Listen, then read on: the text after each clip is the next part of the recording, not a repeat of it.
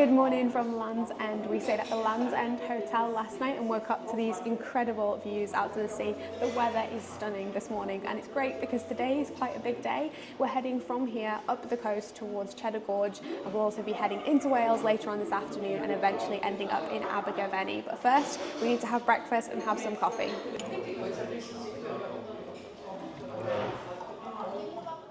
So here we have the Penrith Studios and Land's End Hotel. This side is the big hotel where you can have coffee and breakfast when you're here, and this is where we stayed. Our room was the top floor. It was absolutely stunning. And just around the back to this direction is kind of like the Land's End amusement park, let's say.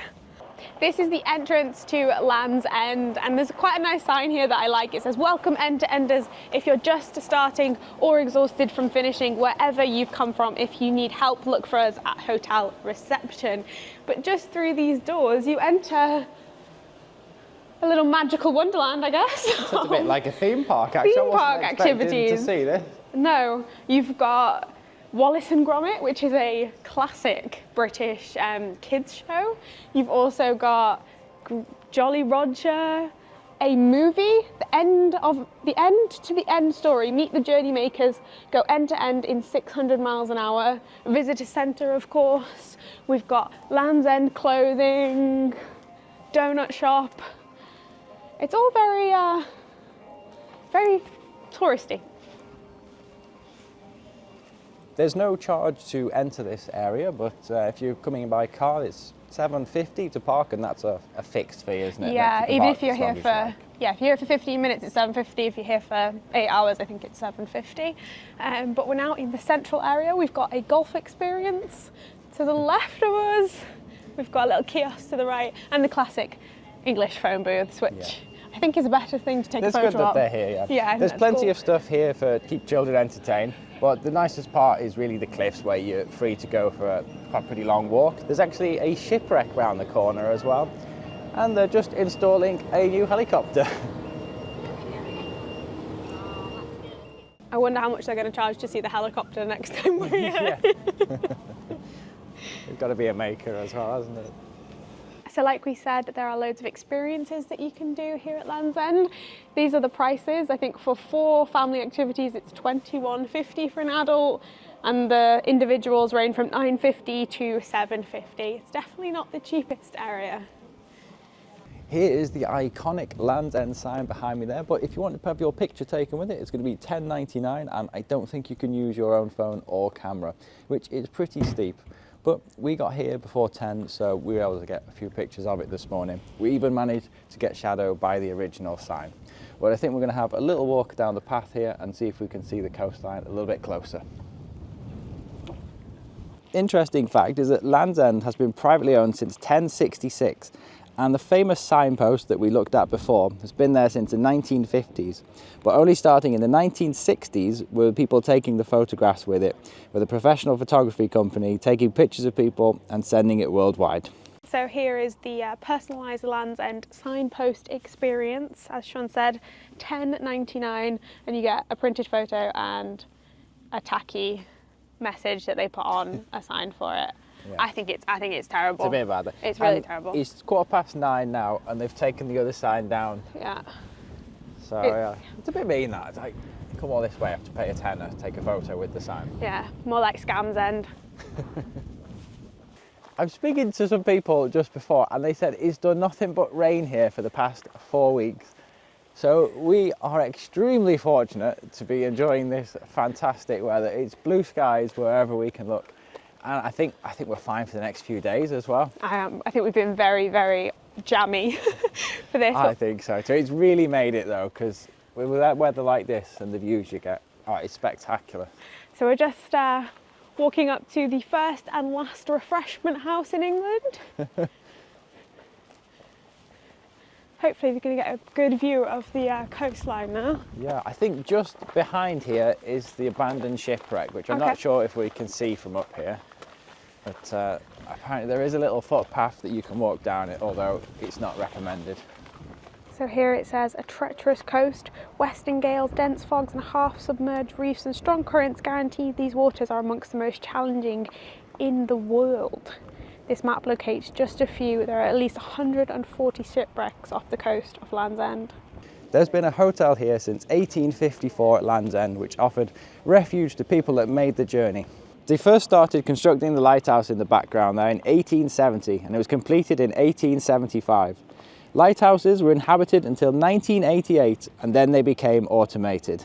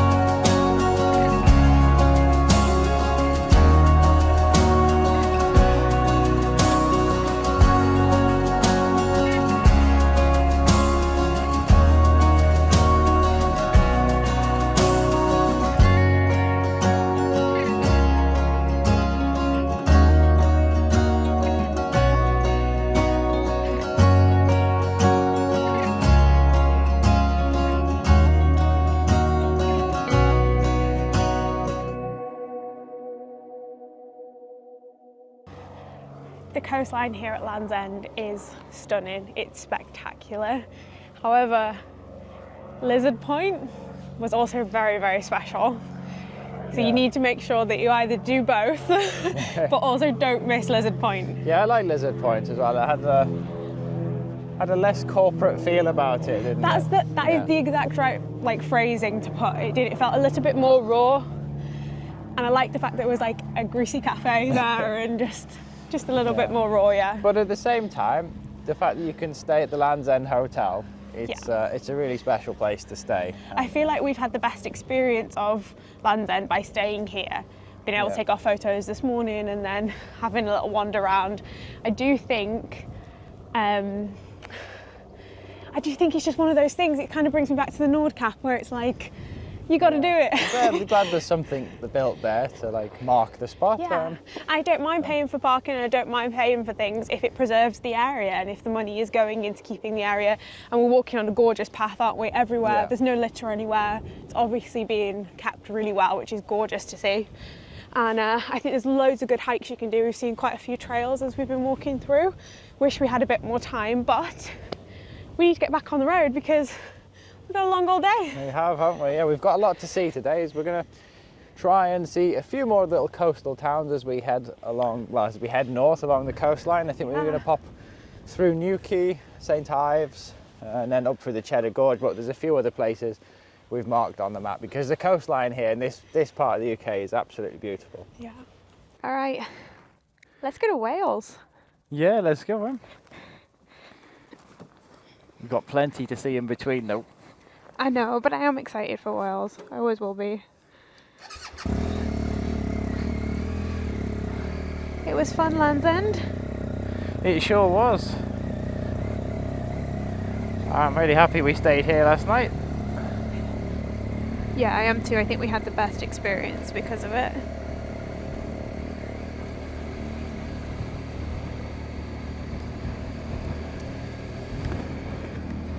And here comes the coaches.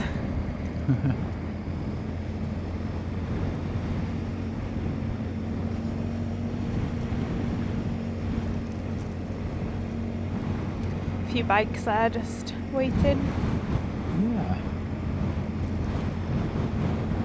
It's a little bit windy today, isn't it? It's a little bit windy, yeah. Nice and warm though. It's 14 degrees. Anyway, that's the end of this episode, Em, I think. So join us in the next episode as we continue our journey, hugging the coastline all the way up to South Wales.